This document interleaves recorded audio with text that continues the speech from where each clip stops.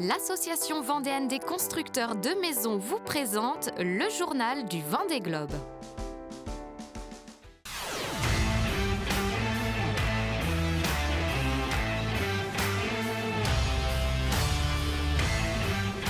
« 26e jour et ils ne sont plus que 38 en course. Un deuxième abandon est survenu dans la nuit de mercredi à jeudi. Louis Burton sur Bureau-Vallée a été victime d'une avarie sur un élément mécanique du gréement, l'empêchant de manœuvrer le bateau. N'ayant pas de solution pour réparer, le skipper, qui avait déjà effectué d'importantes réparations sur la structure de son IMOCA, n'a eu cette fois pas d'autre choix que celui de jeter l'éponge. Il a mis le cap vers l'Afrique du Sud où il devrait arriver vendredi après-midi.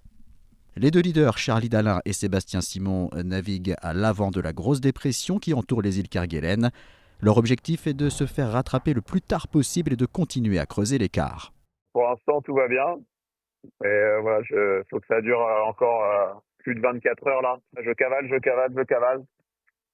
Je sais que chaque mètre gagné vers l'est, c'est un petit peu moins de mer et un petit peu moins de vent quand je me ferai rattraper. Donc voilà, je fais la course avec la dépression.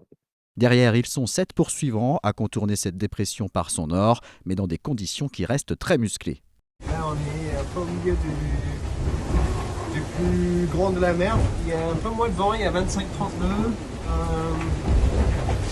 La reine est dense, tout le monde va bien.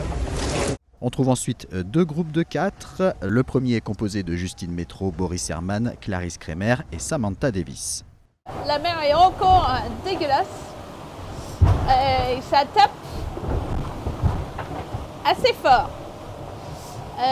Donc j'essaie de trouver une vitesse qui est raisonnable vu les conditions de la mer. Un peu plus loin, Benjamin Dutreux, Romain Athanasio, Pipe Air et Damien Seguin sont eux aussi secoués par cet océan Indien toujours aussi hostile. Là, c'est bien le bordel, là. J'essaie de protéger le bateau comme je peux, mais la mer est atroce, ça vient dans tous les sens, les vagues. C'est une marmite géante. Je ne sais pas si vous voyez l'état de la mer. En fait, c'est tellement cabossé de partout, tellement croisé que c'est un enfer. Le bateau, il tape tout le temps. T'as l'impression de le casser sur chaque vague. Il y a une mer pas possible. La mer, c'est un bouillon. À chaque fois qu'il tape, je me dis, mais comment il résiste ? Et pour qu'il n'y ait pas de jaloux, la deuxième moitié de la flotte commence elle aussi à être soumise aux conditions rugueuses des mers du Sud. A noter qu'à 15h ce jeudi, ils étaient 28 à avoir franchi à la longitude du cap de Bonne-Espérance. Je suis trop heureux d'être là. C'est génial, je suis au milieu de nulle part, je me demande ce que je fous là, mais c'est incroyable. Voilà, le paysage du début des mers du Sud. Hein, quand même, hein.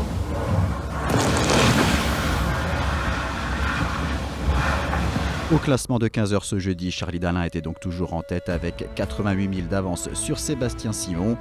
Jérémy Bayou, 5e, pointe à 697 000. Yannick Bestaven, 9e, à 828 000. Un peu plus loin, le groupe de Justine Métro, Boris Herman, Samantha Davis et Clarisse Kremer compte entre 1300 et 1400 000 de retard. 18e place pour Isabelle Joschke, à un peu plus de 2200 000 du leader. 23e position pour Violette d'Orange sur Devenir, à un peu plus de 2330 000 de Charlie Dalin.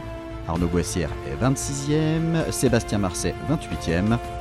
Plusieurs skippers sont sur le point de franchir le cap de Bonne-Espérance, comme Éric Bellion, 31e, ou encore Antoine Cornic, 33e.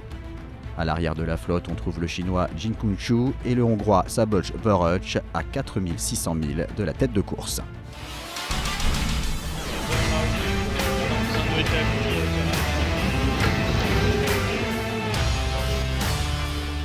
C'était le journal du Vendée Globe par l'association vendéenne des constructeurs de maisons.